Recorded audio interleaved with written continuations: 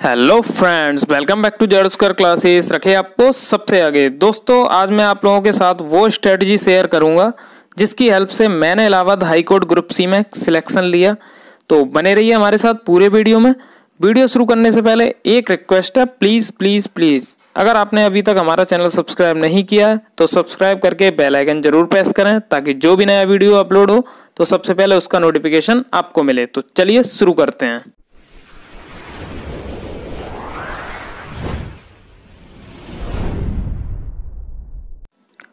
सबसे पहली बात तो देखिए ये है कि आप लोग सोच रहे होंगे कि अभी तो Allahabad high court group C का नोटिफिकेशन भी नहीं आया और पता नहीं आएगा भी या नहीं आएगा।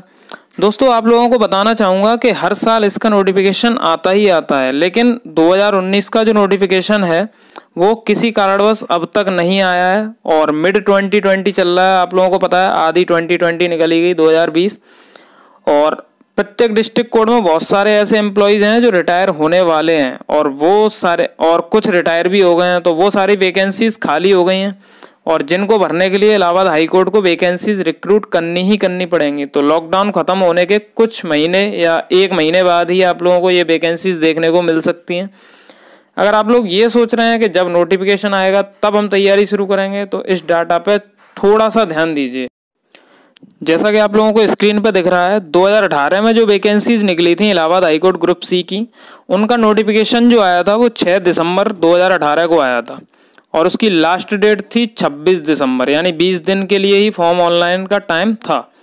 फिर उसके बाद प्री एग्जाम जो कंडक्ट कराया था वो 20 जनवरी 2019 को कराया था। तो आप लोग यहाँ पे एक बार नोटिस करिए ज़रा, ऑनलाइन फॉर्म भरने की लास्ट डेट 26 दिसंबर और प्री एग्जाम हो गया 20 जनवरी को। तो सिर्फ 25 दिन के अंदर अंदर इन्होंने प्री एग्जाम कंडक्ट करा लिया।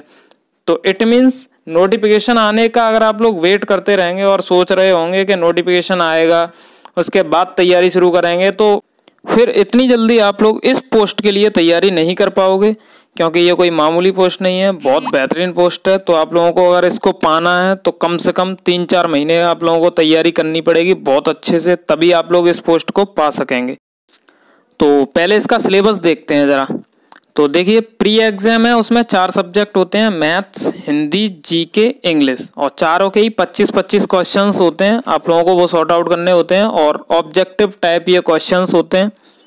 उसके बाद होता है मेंस एग्जाम, उसमें आप लोगों को टाइपिंग टेस्ट देना होता है जो कि हिंदी और इंग्लिश दोनों में ही कंपलसरी होता है, किसी एक में आप लोग नहीं कर सकते, दोनों में ही करना होता है। और हिंदी की जो स्पीड होती है वो 25 वर्ड पर मिनट और इंग्लिश की जो होती है वो होती है आपकी 30 वर्ड पर मिनट। मोस्टली इंडिया के जितने भी एग्जाम्स हैं, मैथ्स और जीके, ये 2 सब्जेक्ट तो कॉमन होते हैं, तो ये कॉमन सब्जेक्ट तो आप लोगों को पढ़ना ही पढ़ना है और फिर अपने अकॉर्डिंग आप लोगों को देखना है कि उस टाइम पे कौन सी वैकेंसीज आई हुई हैं, उसके हिसाब से आप लोगों को अपने आप को तैयार करना है। अगर आप लोग एसएससी के स्टूडेंट्स हैं तो आपकी इंग्लिश भी बेहतरीन होगी, तो 3 सब्जेक्ट आप लोगों को इसके कवर हो गए इस एग्ज़ाम के।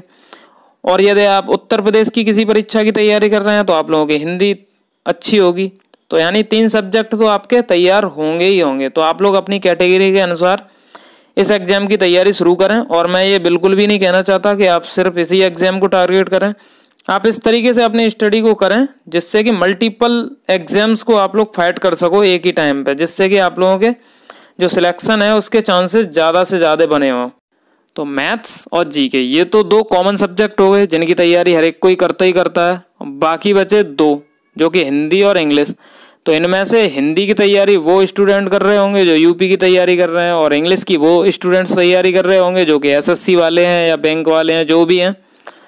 तो मैं ये कहना चाहता हूँ आप लोग अभी से सिर्फ 3 सब्जेक्ट कोई से ऐसे कर लीजिए जिनमें आप लोगों को कोई प्रॉब्लम हो ना, या तो मैथ्स, हिंदी, जीके कर लो या फिर मैथ्स, जीके, इंग्लिश कर लो। इन 3 सब्जेक्ट को आप कोई से 3 सब्जेक्ट जरूर कर लीजिए जिनमें से मैथ्स और जीके कॉमन होना चाहिए।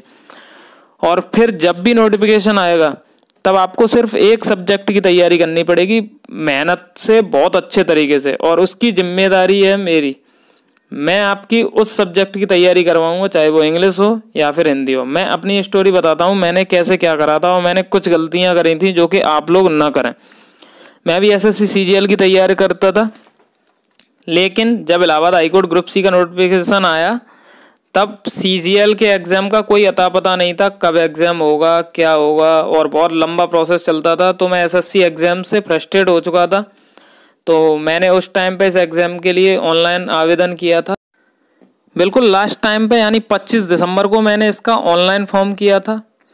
उसके बाद मैं थोड़ा थोड़ा तैयारी करता रहा था। मुझे इतनी उम्मीद नहीं थी कि इतनी जल्दी इसका एग्ज़ाम होगा। और 12 जनवरी को जब इसके एडमिट कार्ड रिलीज़ हुए और 20 जनवरी का मेरा एग्ज़ाम था, मैं बहुत डिप्रेशन में चला गया कि सिर्फ 7 दिन में इस एग्ज़ाम के लिए कैसे तैयारी करूँगा। फिर मैंने अपने आप को थोड़ा संभाला और अपने आप से कहा कि डिप्रेशन में जाने से तो कुछ होने वाला है नहीं, मैं अपना बेस्ट से बेस्ट इन 7 दिनों में दूंगा, फिर जो भी होगा वो देखा जाएगा।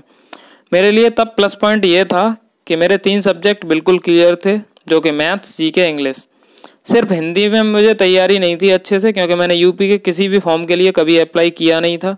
सिर्फ SSC की ही मैं तैयारी करता था। और फिर मैंने 7 दिन बहुत अच्छे से मेहनत करी और वो टॉपिक्स पढ़े हिंदी के जो कि जिनमें से क्वेश्चंस ज़्यादा से ज़्यादा आते थे। और सिर्फ 7 दिन की मेहनत से मैंने हिंदी में 17 मार्क्स अचीव किए। और इस तरीके से मेरा जो स्कोर था वो 85 मार्क्स हुआ। पेपर थोड़ा हार्ड था, तो मुझे भरोसा भी था कि मेरा एग्ज़ाम अच्छा हुआ है। तो मैं उसी दिन से थोड़ी थोड़ी टाइपिंग करना शुरू कर दी थी मैंने। और मैं ऐसा भी नहीं कि मैं बिल्कुल बैठ गया हूँ, मैं अदर एग्ज़ाम की भी तैयारी करता रहा था, जिससे कि बैकअप प्लान ज़रूर होना चाहिए हमारे पास। तो आधा घंटा डेली मैं टाइपिंग करता था। और मैंने सोच लिया था जब एडमिट कार्ड आएगा या रिजल्ट आएगा तो रिजल्ट के बाद मैं अच्छे से टाइपिंग करना शुरू कर दूंगा। तो 25 फरवरी को प्री का रिजल्ट आया था और फिर इलाहाबाद हाई कोर्ट ने फिर मुझे सरप्राइज़ किया। 1 मार्च को एडमिट कार्ड अवेलेबल हो गए। 25 फरवरी को रिजल्ट आया था प्री का और 1 मार्च को फिर एडमिट कार्ड अवेलेबल हो गए। मेरा टाइपिंग टेस्ट था 8 मार्च को, यानी 1 हफ्ते का टाइम फिर था मेरे पास। तब तक मेरी स्पीड इंग्लिश में जो थी वो 25 वर्ड पर मिनट थी और हिंदी में मुझे मुश्किल से 15 वर्ड पर मिनट ही हो पाता। मतलब मुझे बस अक्षर ही याद थे और कुछ मैं ज़्यादा स्पीड के मामले में था नहीं उस टाइम पे। एक बार फिर से मैं डिप्रेस्ड हुआ, लेकिन फिर मैंने वही सोचा कि अपना बेस्ट दूंगा, जो होगा देखा जाए। 7 दिन तक मैंने जी तोड़ मेहनत करी और इंग्लिश में 40 वर्ड पर मिनट और हिंदी में 35 वर्ड पर मिनट की स्पीड तक पहुँच गया। मैंने टाइपिंग टेस्ट दिया और दोनों ही टाइपिंग में मैं पास हुआ और मेरा सपना जो था वो साकार हो गया।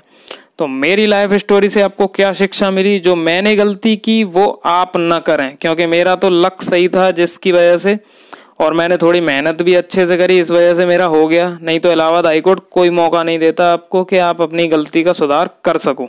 तो अगर आप लोग भी इस एग्ज़ाम के लिए प्रिपेयर करना चाहते हैं तो एक बात अच्छे से ध्यान रखिए, जो भी कॉमन सब्जेक्ट हैं जो मल्टीपल एग्जाम्स में आते हैं उन्हें अच्छे से क्लियर कर लो आप लोग। सबसे पहले जब भी नोटिफिकेशन आए तब आप लोगों को जो अदर सब्जेक्ट है 1 या 2 उनकी तैयारी ही करनी पड़े, जिससे कि आप लोगों का जो सिलेक्शन है वो 100% हो और जल्दी से जल्दी हो। इससे होगा ये कि आप लोग जो भी एग्ज़ाम पहले होगा आप उसी को अच्छे से टारगेट कर पाओगे और सक्सेस होने के चांसेस हैं वो ज़्यादा से ज़्यादा रहेंगे। तो जो मैंने गलती करी वो आप लोग ना करो। अगर आप इस एग्ज़ाम की तैयारी करना चाहते हो तो ये बात हमेशा ध्यान रखिएगा कि इलाहाबाद हाईकोर्ट नोटिफिकेशन आने के बाद आपको एग्ज़ाम की प्रिपरेशन करने का बिल्कुल भी टाइम नहीं देता। अगले वीडियो में मैं आप लोगों को बताऊंगा कि इसका जो प्री एग्ज़ाम का सिलेबस है, मैथ्स, जीके, हिंदी, इंग्लिश, इनको आप लोग कम से कम टाइम में किस तरीके से कवर करें। मैंने किन किताबों को पढ़ा था जिनके द्वारा मेरा अच्छे से सिलेक्शन हो पाया, और 7 दिन में मैंने सिर्फ हिंदी तैयार करी थी, सिर्फ 7 दिन के अंदर। तो वो कौन सी किताब थी जो मैंने पढ़ी थी और उससे 100% मुझे क्वेश्चन मिले थे, पर मैं पूरी नहीं पढ़ पाया, उस वजह से मेरे पूरे मार्क्स भी नहीं आए। तो अगर आप लोगों को कोई हेल्प चाहिए तो डिस्क्रिप्शन में मैंने व्हाट्सएप और टेलीग्राम ग्रुप का लिंक दे रखा है, वहाँ से आप लोग जुड़ सकते हैं, या फिर हमारे कमेंट बॉक्स में टाइप करें, मैं आपके सॉल्यूशन देने की जरूर कोशिश करूंगा। मिलते हैं अगले वीडियो में, तब तक के लिए bye bye, take care. Channel subscribe करना बिल्कुल ना भूलें।